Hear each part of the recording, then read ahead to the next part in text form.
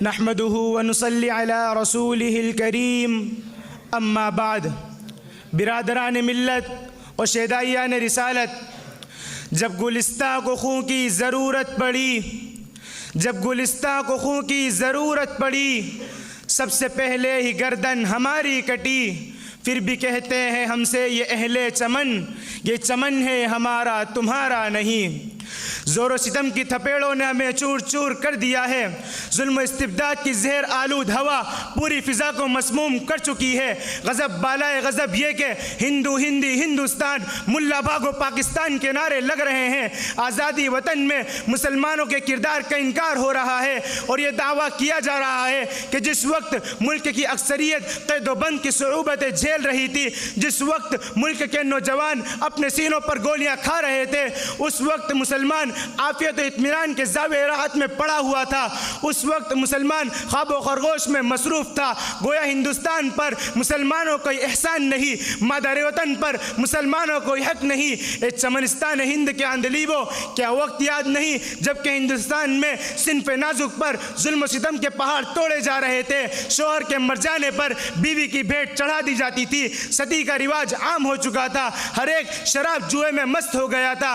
ہندی مفکروں کا خیال تھا کہ عورت کذب کی بیٹی ہے، جہنم کی رکھوالی ہے، مرد کے لیے کھلونا اور گڑیا ہے۔ میں پوچھنا چاہتا ہوں، اے دانشوران قوم، وہ کون ہے جس نے ہندی عورتوں کا مقام بلند کیا، انہیں تحت الثری سے اٹھا کر ثریا پر پہنچا دیا، ماؤں کو عظمت کا تاج پہنا دیا، بیویوں کو الفت کی دیوی بنا دی، بہنوں پر شفقت کے پھول نچھاور کر دیے؟ ہاں، وہ مسلمان ہی تو ہے جس نے تاروں سے چمک اور پھولوں سے مہک مانگی، جس نے چاند سے چاندنی اور سورج سے جذبہ ایثار لیا، جس نے زمین سے تواضع اور آسمان سے بلند کردار کا سبق حاصل کیا اور اسے انسانیت کے سرکے میں ملا کر معجون مرکب تیار کر دیا، اور وہی عورت کی حیثیت بن گئی۔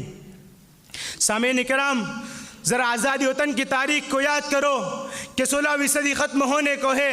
سفید فاموں کا تجارتی قافلہ ہندوستان میں آ چکا ہے۔ انگریز ناپاک ارادہ ایٹم بم کی شکل اختیار کر رہا ہے، اور تجارت کا حسین لبادہ خاردار شکنجوں میں تبدیل ہو رہا ہے۔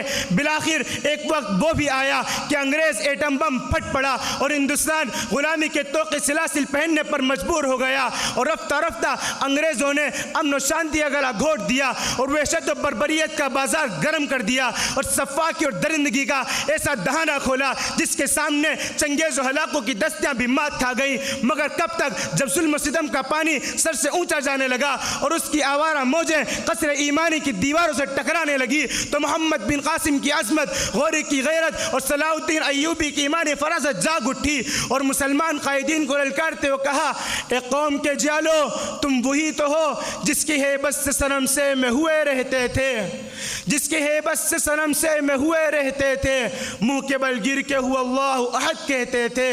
ہاں، یہ تمہارا ہی تو نغمہ ہے، قدم میرا مصائب سے کبھی لرزاں نہیں ہوتا، ہراساں میں کبھی یہ گردش دوران نہیں ہوتا، وطن کی فکر کرنا دا مصیبت آنے والی ہے، تیری بربادیوں کے مشورے ہیں آسمانوں میں، ذرا دیکھ جو کچھ ہو رہا ہے ہونے والا ہے، دھرا کیا ہے بھلا عہد و کہن کی داستانوں میں۔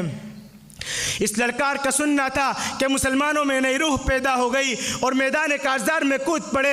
اے مسلمانوں کے احسان کو فراموش کرنے والوں، ذرا تاریخ سے پوچھو تو صحیح کہ کثیر التعداد علماء کے گلے میں پھانسی کا پھندا کس لیے ڈالا گیا تھا؟ کالے پانی کی اسارت کتنی جھیلنی پڑی تھی؟ لوہے کے پنجڑوں میں کون قید کیے گئے تھے؟ دہکتی آگ میں کون ڈالی گئے تھے؟ تاریخ تمہیں جواب دے گی کہ جب مسلمانوں نے اعلان جہاد کر دیا اور تلواروں کی جھنکاروں میں یہ نعرے لگانے لگے کہ ہندوستان ہمارا ہے، آزادی وطن کی خاطر تختہ دار بھی مرغوب ہے، سولیوں پر چڑھنا بھی گوارا ہے، آنی سلاخیں بھی منظور ہیں، قید و بند کی گھٹائیں بھی آسان ہیں، کیونکہ کبھی مرعوب میں ہوتا نہیں شور سلاسل سے، کبھی مرعوب میں ہوتا نہیں شور سلاسل سے، نہیں ڈرتا کبھی میں قوت بازو قاتل سے، کبھی میں دار پر چڑھ کر وفا کے گیت گاتا ہوں، کبھی شیر خدا بن کر میں باطل کو مٹاتا ہوں۔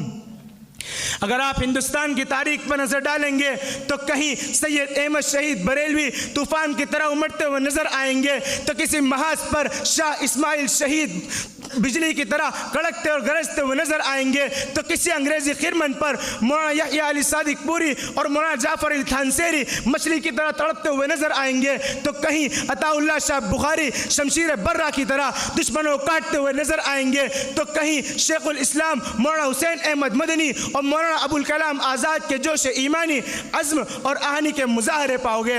اے وقت کے ظالموں، تم ہماری قربانیوں کو کہاں تک یاد کرو گے؟ سارے چمن پر تو ہماری داستان بکھری پڑی ہے۔ میں اپنے مسلمان بھائیوں سے کہنا چاہتا ہوں کہ آج بکھرنے کا وقت نہیں، آج سمٹنے کا وقت ہے، آج جھگڑنے کا وقت نہیں، آج حکمت کے ساتھ چلنے کا وقت ہے۔ آج تعلیم، کردار اور قانون کے دائرے میں اپنی موجودگی ثابت کرنے کا وقت ہے۔ میں اپنے برادران وطن سے بھی مخاطب ہوں کہ آپ کو یہ سمجھنا ہوگا کہ مسلمان کوئی باہر سے آئے ہوئے لوگ نہیں، بلکہ اسی مٹی میں پیدا ہوئے اور اسی مٹی میں دفن ہوئے اور اسی مٹی کے لیے انہوں نے اپنا سب کچھ قربان کیا۔ اگر آج انہیں پرایا سمجھا جائے، اگر آج انہیں ملک سے نکالا جائے تو صرف مسلمانوں کے ساتھ نہیں بلکہ ہندوستان کی تاریخ کے ساتھ ناانصافی ہوگی۔ تو آئیے ہم ایک دوسرے کو نام، لباس یا عبادت سے نہیں بلکہ شہریت، انسانیت اور مشترکہ مستقبل سے پہچانے۔ وقت کی تنگی کو سامنے رکھتے ہوئے میں ایک شعر کے ساتھ اپنی تقریر کو مکمل کرتا ہوں۔ میرے بدن سے میری آستین سے آئے گی، میرے بدن سے میری آستین سے آئے گی، ہم ہی شہید ہوئے ہیں ہم ہی سے آئے گی۔ اگر بدل رہے ہو تاریخ تو بدل ڈالو، میرے خون کی خوشبو تو زمین سے آئے گی۔ وما علینا الا البلاغ۔